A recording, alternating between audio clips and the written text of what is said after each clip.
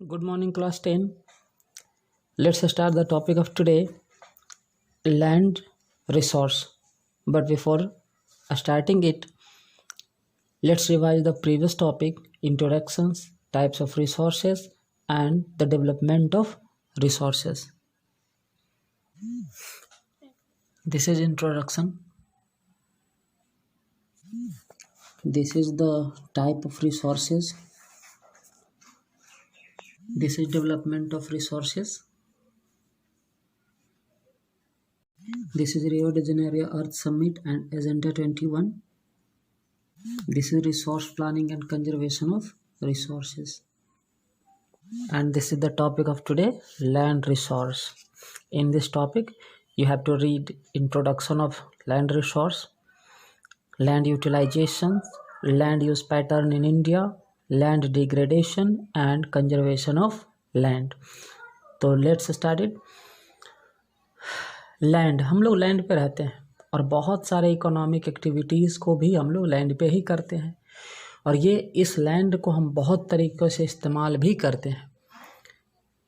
तो लैंड को हम लोग बहुत प्रकार से यूज करते हैं, इसीलिए लैंड का बहुत ही इम्पोर्टेंस है।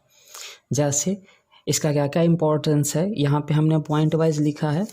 पहला है it supports natural vegetation, wild life, human life, economic activities, transport and communication system. ये क्या करता है कि wild life, human life, vegetation, सारे इकोनॉमिक एक्टिविटीज़, ट्रांसपोर्ट और कम्युनिकेशन सिस्टम को सपोर्ट करता है ये लैंड।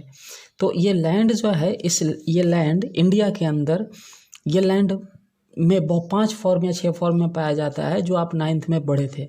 यहाँ पे 3 मेन फॉर्म के बारे में यहाँ पे एक शॉर्ट में ब्रीफ में एक्सप्लेन किया गया है। पहला पार्ट है प्लेन्स, दूसरा माउंटेन्स और तीसरा प्लेटो। प्लेन्स जो है इंडिया में वो 43% है, जो एग्रीकल्चर और इंडस्ट्रीज़ के लिए फैसिलिटी प्रोवाइड करता है। माउंटेन्स 30% है, जो सारे पेरेनियल रिवर्स यानी 12मासी रिवर वाला सोर्स है एंड साथ ही साथ टूरिज़्म और इकोलॉजिकल एस्पेक्ट को लिए फैसिलिटी प्रोवाइड करता है। एंड तीसरा प्लेटो जो 27% है, ये मिनरल्स, फॉसिल फ्यूल और फॉरेस्ट का रिजर्व्स है। अब यहाँ पे समझना है लैंड यूटिलाइजेशन। ये जो लैंड है हम किन किन पर्पस में या किस रूप में हम उसका इस्तेमाल करते हैं वो यहाँ पे लिखा हुआ है, हम समझाने की कोशिश कर रहे हैं। पहला पर्पस है लैंड यूज़ का फॉरेस्ट, यानी फॉरेस्ट लैंड के रूप में यूज़ होता है। दूसरा बैरन और बेस्ट लैंड के रूप में, बैरन बंजर कह सकते हो, बेस्ट लैंड भी सेम है। तीसरा लैंड नॉन एग्रीकल्चरल यूजेज में भी इस्तेमाल किया जाता है, जैसे बिल्डिंग, रोड्स में। तीसरा परमानेंट पास्चर्स और ग्रेजिंग लैंड के रूप में, बहुत से ऐसे लैंड है जहाँ पे हमेशा के लिए घास फूस रहते हैं और जहाँ जानवरों को चराया जाता है। पांचवा क्या है, land under miscellaneous trees crops, कुछ ऐसे भी लैंड है जहाँ पे बहुत प्रकार के पेड़ पौधों को ला के यूज किया जाता है। अगला है culturable best land, culturable best land. अब इसमें क्या है, ये ऐसे लैंड हैं जो 5 साल से अधिक हो गया, उस पर खेती नहीं की गई, मतलब left uncultivated for more than 5 agriculture year, यानी 5 एग्रीकल्चर ईयर से उसे खाली छोड़ दी गई। अगला है फैलो लैंड्स। फैलो लैंड्स में 2 तरह के लैंड्स होते हैं। पहला होता है करंट फैलो, दूसरा होता है other current fallow. Current fallow मतलब 1 साल बिना खेती के छोड़ दिया गया, और अदर करंट फैलो में 1 से 5 एग्रीकल्चर ईयर्स के लिए छोड़ दिया गया। एंड लास्ट है net sown area. Net sown पे ये एरिया क्या है पहले उसे समझिए। Area brought under cultivation in a year, ऐसा क्षेत्र जो 1 साल के लिए जहाँ पे खेती किया जाए तो उस एरिया को कहा जाता है नेट सोन एरिया। और यदि इस नेट सोन एरिया में 1 से अधिक बार उत्पादन किया जाए तो उसे ग्रॉस क्रॉप्ड एरिया भी कहा जाता है।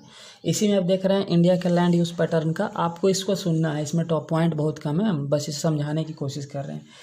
ये लैंड जो है इसको फिजिकल फैक्टर जैसे टोपोग्राफी, क्लाइमेट, सॉइल एंड साथ ही साथ ह्यूमन फैक्टर जैसे पॉपुलेशन डेंसिटी और टेक्नोलॉजिकल कैपेबिलिटी एंड कल्चर और ट्रेडिशन, ये ऐसी चीज़ें हैं जो लैंड यूज को इफ़ेक्ट करती है।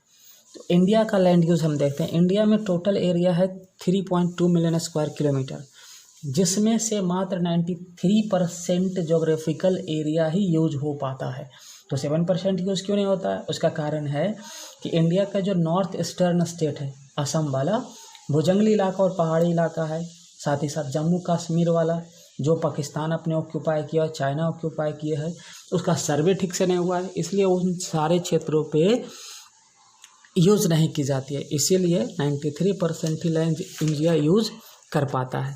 इसके अलावा देख सकते हो कि इंडिया के अंदर जो परमानेंट पास्चर है वो डिक्रीज़ हो रहा है, जो कैटल का जो पॉपुलेशन है उसको खिलाने के लिए खेत नहीं बच रही है। इसके अलावा जो करंट फैलो लैंड है उसकी भी संख्या बढ़ रही है। तो इंडिया के अंदर जो NSA है, नेट सोन एरिया है, उसका परसेंटेज 54% है। और ये भी NSA हर जगह एक जैसा नहीं है। जैसे पंजाब और हरियाणा जैसे राज्यों में नेट सोन एरिया है 80%, जबकि अरुणाचल प्रदेश, मिज़ोरम, मणिपुर, अंडमान निकोबार जैसे क्षेत्रों में मात्र 10% नेट सोन एरिया है। इंडिया के अंदर फॉरेस्ट की संख्या मात्र 33% है, वो भी कब के अनुसार? 1952 में जो नेशनल फॉरेस्ट पॉलिसी आई थी उसके अनुसार। तो इन सब में हम क्या देख रहे हैं कि इन सब का यूज इतना होता है कि लैंड डिग्रेड होता है। तो लैंड डिग्रेडेशन क्या है, अब वो स्टार्ट करने जा रहे हैं हम। अगला टॉपिक है लैंड डिग्रेडेशन। चलो लैंड डिग्रेडेशन समझने की कोशिश करते हैं। हमें जो लैंड मिला है, यानी जिस लैंड को हम यूज कर रहे हैं, वो हमारे पास्ट से मिला है, पास्ट जनरेशन वालों ने दिया है। तो हमारा ये ड्यूटी बनता है कि हम इसे फ्यूचर जनरेशन के लिए छोड़ें। हमारा 95% जो बेसिक नीड्स है, जैसे फूड, शेल्टर, क्लॉथिंग, ये सारा का सारा हम लैंड से ही प्राप्त करते हैं। और ह्यूमन एक्टिविटी ही नहीं, बल्कि ह्यूमन के साथ साथ कुछ नेचुरल फोर्सेस भी हैं जो लैंड को डिग्रेड यानी कम कर रहे हैं। तो डिग्रेडेशन जो है कितने प्रकार से होता है, हमने इसे यहाँ पे दिखाया है। डिग्रेडेशन जो होता है, पहले फॉरेस्ट डिग्रेडेड एरिया इंडिया में 28% है, वाटर इरोडेड एरिया 56% है। उसी तरह से वाटर इरोडेड एरिया में यहाँ पे थोड़ा कंसंट्रेशन ज़्यादा रखिएगा, क्योंकि जो लिखा हुआ उससे ज़्यादा हम बोलेंगे और कुछ कंबाइन करके बोलेंगे।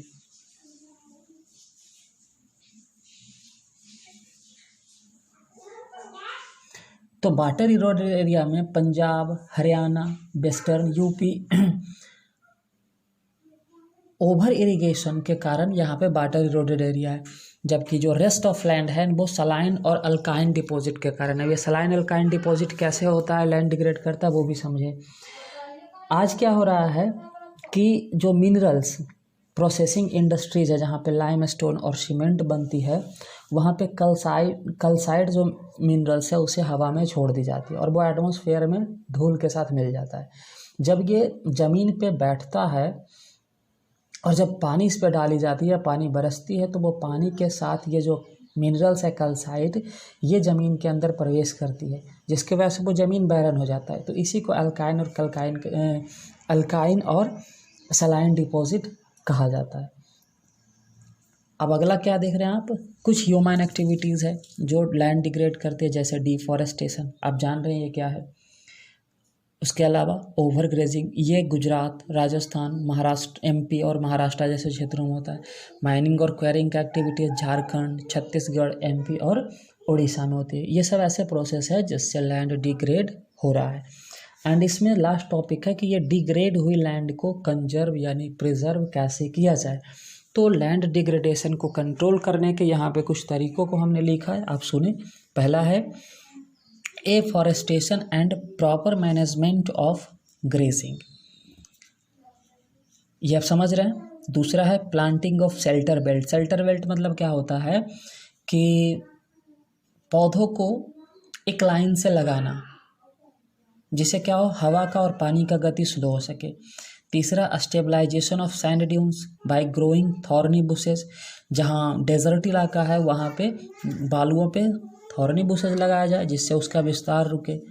अगला proper management of waste land, जो वेस्ट लैंड है उसे दूसरे कामों में यूज किया जाए। वेस्ट लैंड मतलब परित लैंड, 5वां कंट्रोल ऑफ माइनिंग एक्टिविटीज़, जो माइनिंग एक्टिविटीज़ है उसे कंट्रोल की जानी चाहिए।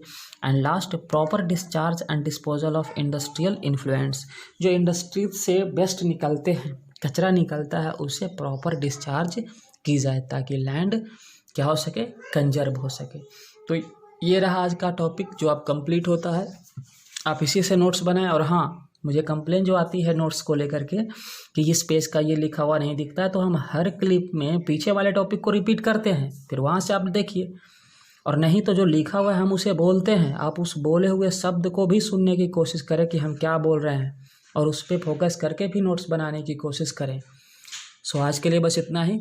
Thank you.